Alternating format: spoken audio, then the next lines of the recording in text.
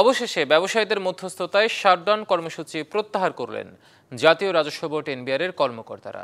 রাত 9:30টার দিকে এই ঘোষণা দেওয়া হয়। ভবিষ্যতে যেন কোনো রকম অসুবিধা সৃষ্টি না হয় সে ব্যাপারে সরকারের পক্ষ থেকে আশ্বাস পাওয়ার কথা জানান বাংলাদেশ চেম্বার অফ ইন্ডাস্ট্রিজের সভাপতি।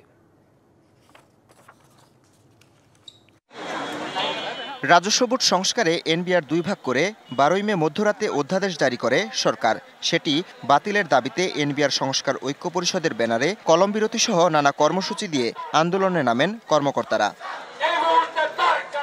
2 সপ্তাহ আন্দোলনের পর সরকার পিছু হটে।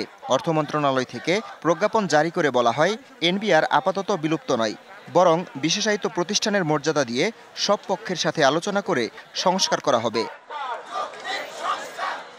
এরপর কাজে যোগ দিলেও আন্দোলনকারীরা এনবিআর চেয়ারম্যানের পদত্যাগ দাবিতে অটল থাকেন এবং সংস্থার কার্যালয়ে তাকে অবাঞ্ছিত ঘোষণা করেন।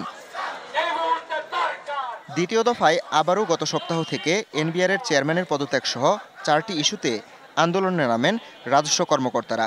বিষয়টি নিয়ে অর্থ উপদেষ্টার কার্যালয়ে কয়েক দফায় এনবিআর চেয়ারম্যান সহ সংশ্লিষ্ট পক্ষের বৈঠক হলেও আন্দোলনকারীরা ছিলেন না। এদিকে গত 2 দিন আন্দোলনকারীদের কমপ্লিট শাটডাউন এবং মার্চ টু এনবিআর কর্মসূচির কারণে রাজস্ব কার্যক্রম স্থবির হয়ে পড়ে।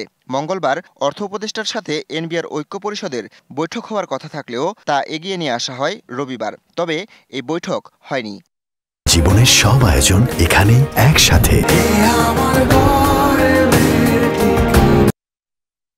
পরে রাতে তেজগাঁও বিসিআই অফিসে ব্যবসায়ী সংগঠনের সাথে মিটিং শেষে আন্দোলন প্রত্যাহারের ঘোষণা দেন এনবিআর সংস্কার ঐক্য পরিষদের সভাপতি।